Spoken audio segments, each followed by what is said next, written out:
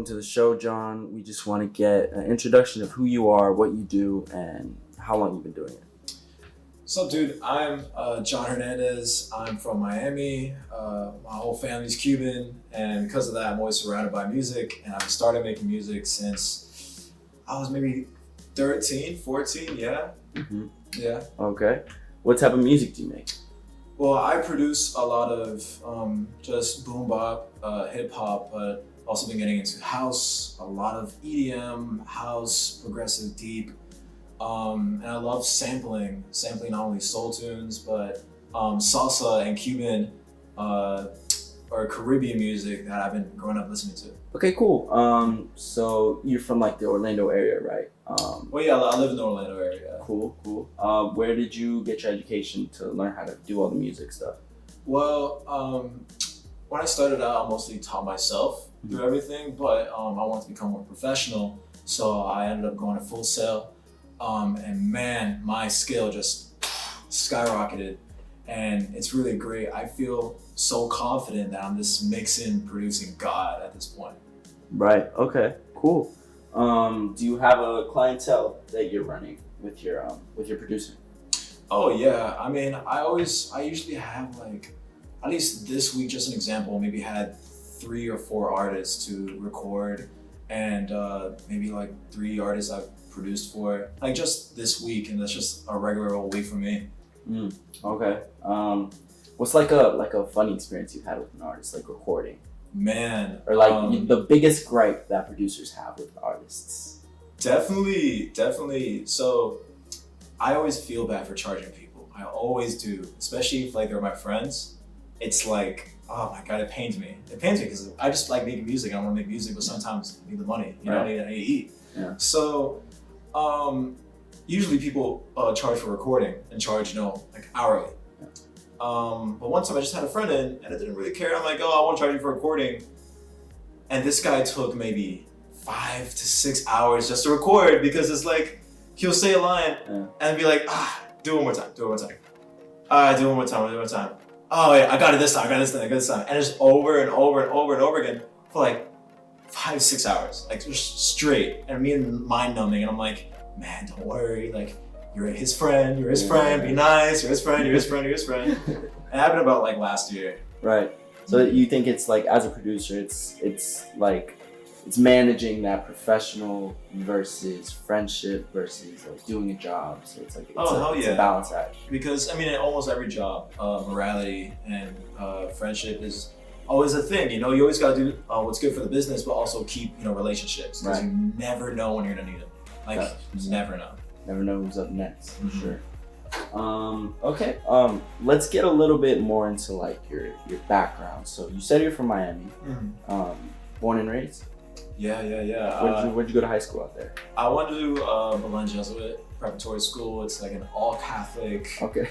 Sorry, my bad. All boys, Catholic, private, Jesuit, and it was super strict. Yeah. Super strict. I mean, we had to wear a tie and everything, and the button-down shirts, and like if you didn't button your top button, you'd get not screamed at by a teacher, but like told by like half the administration, yo, button your top button or tuck in your shirt. ID. Yeah, and like if you had your hair too big, it would send you home, and like, oh my God, it was a whole thing. It was really a whole thing. Do you like often go back to Miami, like travel back and visit? All the time. I mean, my family, I still got family there. Mm-hmm. My dad lives in Brickell, and I always love visiting. We always get to go to the Heat games and all that, and I'm a big Heat fan, so there you go. Right. But man, Miami is literally the place to be. I mean, the people, okay, not the people, but the food, the culture there is like, it feels like you're in a different country almost. Right. The Latin and the Hispanic influence over the entire city. Mm-hmm. It's almost like, especially with everyone speaking Spanish. Mm-hmm. Like you feel like you're in in a different country, just in a different country altogether. Right. Like I don't even consider Miami, Florida. It's a melting pot, for sure. Literally. So, okay, so you mentioned that, like, being from Miami, you always were around, like, Hispanic, like, culture, music. Do you have people in your family that are involved with the music industry or, like, have done it before, or are you a first-generation musician? I wouldn't call my past family members musicians. I mean, my abuelo used to DJ. My dad used to DJ and club promote at different clubs around Miami in the 90s. So I was always surrounded by, a lot of house music and a lot of, just music in general. But I wouldn't really call them, super musicians because that's not what they do right now, and they don't even do that as a hobby anymore. Mm-hmm. So, no, I guess I'm just first gen, that's all me. Halfway go. So, yeah, as we mentioned before, you're from Miami. You're first musician in your family. How did your parents react when you told them you were doing music? That's a good question. Well, I mean, my mom has always known I've been making music. When I told her that I wanted to do it, when I wanted to go to Full Sail and do all that stuff, she's like, makes sense. Makes sense. And I know you're gonna kill it, because, she's like, oh, you're my son, you're gonna kill it. I'm like, come on. Yeah. My dad didn't know I made music, at all. Really? It came to him as a surprise type deal. And he found out because I was at a Heat game with my stepmom's friend. Yeah. And told her and then showed her my stuff. And she's like, damn, this is cool. Does your dad know? I'm like, probably. I hope he does, I hope so. And then he showed my dad. My dad was like, this is Johnny? What? This is what the hell? And then, I went to Miami to go visit him and I played him like a drill beat. Yeah. Just like an ethereal sounding, floaty, drill beat. And he's like, Bobby, you made this? You made this? I'm like, yeah. He's like, no. He's like, so but somebody else produced it. Somebody else mixed it. I'm like, no, that's all me. It's all me. And he goes, bro, why the hell have you been hiding this shit from? I'm like, dude, you never asked. Right. You never asked these. Oh, damn, this is badass, man. And after that, he just sent it to all his friends. Without telling me. Right. And he's like, yeah, Bobby, I sent it to Elizabeth. She was crying. I went to my drill beat. He's like, to a drill beat, Bobby? Shit. And then I told him, Dad, I don't want to study, because before I was studying mechanical engineering at UCF. Mm-hmm. And I knew I could do it. I know I can get a degree, because I know I'm smart, but I know I just wasn't gonna be happy. I'd be depressed, and I knew I wasn't gonna be the best at that field, Right. But when I told my dad, maybe it's I'm not really happy with mechanical engineering. He goes, why don't you do music? Why? Why don't you? I'm kind of scared about what you guys think. What do you mean? And then my dad's just like, no, I don't care. I'll fully support you. Just don't half-ass it. Do it to the full percent. Exactly. 100%. He's like, just don't slack. Don't mess around. Mm-hmm. Focus on it, and you'll it'll all take care of itself. Right. Mm-hmm. So right then and there, literally next time, I'm like, all right, I'm at top 5 audio engineering schools in the nation. And then I ended up being at Full Sail. You had mentioned earlier that you tried to apply for Berkeley. Yeah. How did that dynamic go? I was not ready. I was not ready for that. I thought I was.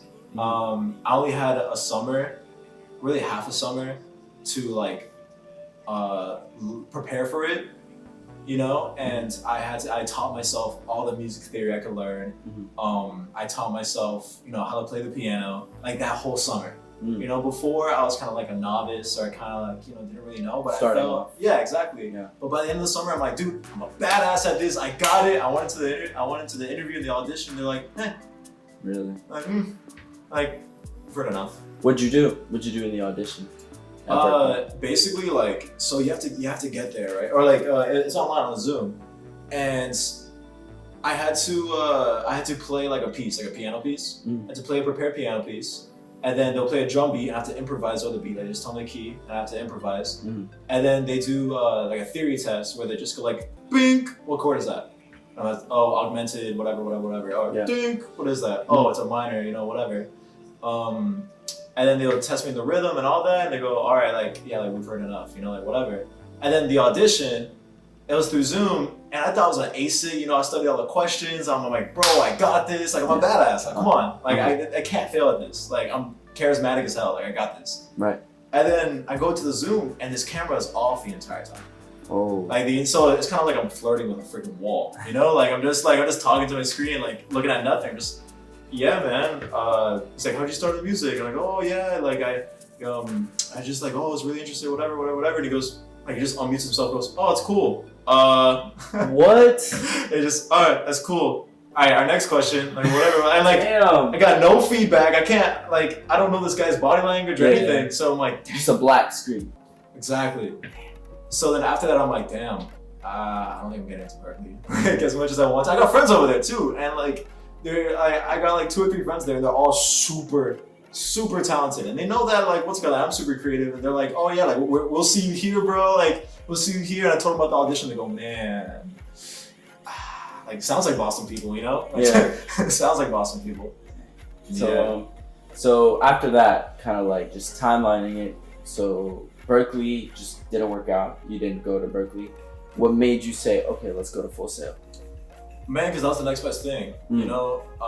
I mean, also like Full Sail is just really, it's really easy to get in. Well, the difficulty about Full Sail is the graduation rate. It was like 40%, 30%, whatever. It means super rigorous. It's super like hands-on. Yeah, and I was like, yeah, okay, whatever. You know, I didn't really care about it, and I got there and just hammering me over and over and over. I've never been so busy in my life. Dang. Like balancing that, like school, balancing recording and producing for other artists. Yeah. And balancing, you know, myself and my needs and even my girlfriend, you know. Right. Like that's a part-time job by itself. So it's just all of it. But I feel like Full Sail really taught me how to manage things and be like super organized and kind of manage my time and like prioritize different stuff. Yeah, and I'll tell my parents about it and they're like, dude, you're like a whole ass like human. Like you're a person now, you know? Like because before I was so dependent, you know, my parents were kind of everything. You know, like I mean, I was a kid in Miami, you know, just doing the stupid teenage stuff that I do, and I really had to rely on my parents, obviously. But now I can say that like I'm an adult. You know, I'm my own person. Independent. Exactly. There you go. I was trying to look for that word. Right. Just didn't load. So good. What's the future looking like for you nowadays? Like, what's the goal? Where do you see yourself in 5 years with this whole music thing? So I see myself as like a mixing engineer, primarily, like secondary, like maybe producing here and there, even DJing, you know, because I do a lot of house, and my dad even bought me a whole DJ set, you know, to kind of support that. So I can see myself DJing in Miami, like totally. Oh my God, like because I already have so many connections through my dad DJing in the 90s. So I know like I can DJ and perform at any club really I want to in Miami. Really? And I'm like super confident saying that, and I know I can kill it. Especially with the house music I'm making now, and how not only experimental it is, but like groovy, you know, because that groove is everything. Groove is everything. That's what makes people, you know, like shake their asses the entire time. Like you need that. You really need that. Especially when you're making like that type of music, you know, club music. And I feel confident in saying like I can do that. At the club. So you say like you would like to perform where, like Space, Live, like all those like, nightclubs? 11. That's the goal right there, 11. Right. But I also see myself being a mixing engineer too, like at studios. I was looking at House of Hits in Miami Beach. I was looking at there's Rebel 11 and thinking Doral. Or at least they're being a intern or mixing engineer there, or somewhere in New York or LA. I've been told not to stay too long in LA. It looks fun, you know, come on. Right. But LA, New York, maybe even Atlanta. I was thinking Atlanta, but Atlanta's more of like a trap scene, you know, trap, rap, you know, and like, Artists. yeah, and like I can do that. Like I can totally mix for rap and all that stuff, but it's not where I feel like I can grow the most, you know? Like I feel like I'm better than most artists because like I have like better, I'm better at like specific stuff, you know? Like I know I have a friend who's gonna be better at producing, you know, trap music, so he should work in Atlanta. But I'm better at producing like house and like EDM or whatever, so I think I should stay in Miami. Right. You know? Gotcha. That's where the EDM scene is. Exactly. That's where like the whole club scene is. Gotcha. Why should people care? Like why should people tune in to what you make? Other than Timbaland, Metro Boomin, like all like well-known established producers or up and coming. So why should they care about you? Well, man, I'm gonna sound, you know, corny right now, but I'm just different, you know, and like a lot of people say that they're different, and like I'm like literally like like objectively different in the way that I make my music. You know, like I don't specify in one genre. You know, one genre just doesn't do it for me. I love mixing them. I remember making a song the other day, mixing like a salsa, like salsa song, and mixing it into an EDM, and then transitioning that to a house song. And like I even one other time making a trap song and then transitioning it into a house song and back into a trap. And it makes basically this whole, like, almost tells a story, you know? Like it's almost like atmospheric, you know, creates an environment for you. Gotcha. Like I remember releasing my first ever EP full of just 11 straight instrumentals. And like people going like, man, like I close my eyes and I feel like I'm transported to a different place, you know? Like I feel like, you know, like that atmospheric tendencies throughout the EPs, I think what really makes it stand out. With those records, do you think we can maybe get you to like show your creative process on camera, play it for us? I can put the camera over there, over shoulder, and just kind of like just go through your creative process. Oh yeah, do that. Cool.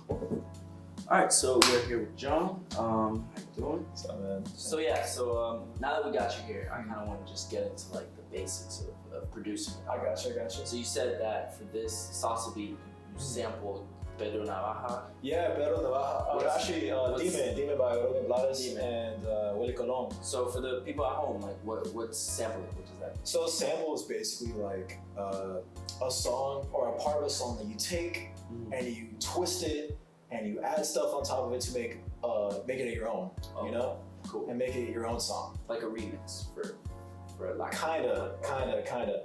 But with me and how I sample is I take a lot of stuff from different genres. You know, I take, for example, this salsa sample. A really old, very famous Puerto Rican and Cuban tune. I made it into like just a boom bop.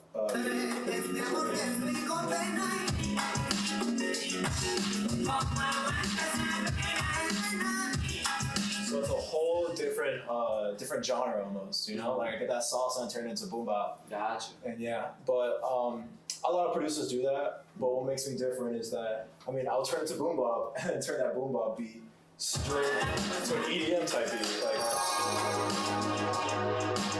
some chords on top. Ignore me.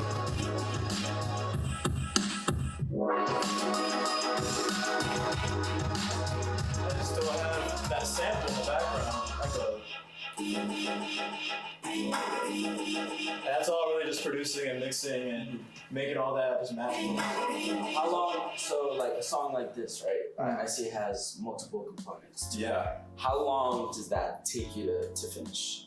Well, that's a good question, man. Because literally, I always start with making at least one part of the beat, and then the next day being like, all right, how could I make this more interesting? You know? So then I leave some of the parts of the original beat and then transition into like a different type. You know, genres are usually defined by their drums, you know? So I would just get the same chords or the same keys I use and then just put different drums on it. And then the next day I'll keep those drums, but then put a different type of, you know, chords or keys or melody or whatever.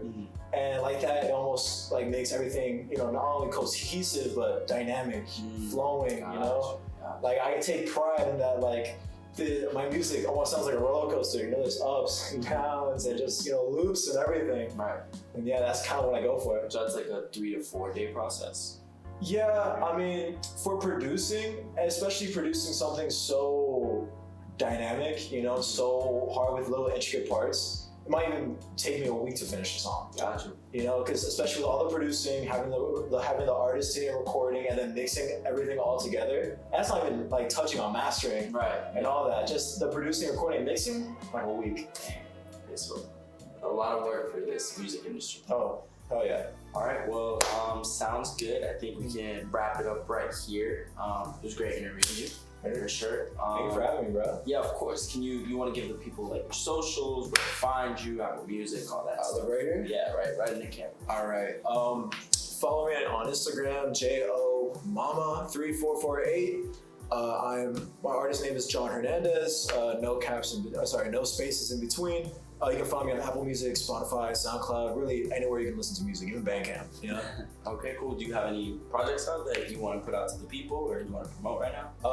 I got my Godspeed EP out right now, just 11 instrumentals, cool, all different types of genres, and they all transition to one another. And if you were looking for that spacey, kind of trippy vibe, it's always a really good go-to. I'm also planning on releasing some singles by myself, you know, with some of my vocals on it. And I'm super excited about that, and even releasing even a house EP and house project right after. Sounds good, sounds good. All right, stay tuned, guys. Coming up next. Bam.